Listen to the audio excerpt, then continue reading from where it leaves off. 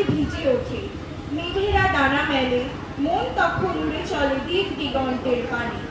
ঝঞ্ঝার রুদ্র আনন্দে আর নিজ ঝরিণীর কলতানে সৃষ্টি হয় এক পাথির্ব সুরের মায়াজাল। সেই ঝোড়ো হাওয়া আর উত্তাল তরঙ্গের দোলা নিয়ে এবারের নিবেদন।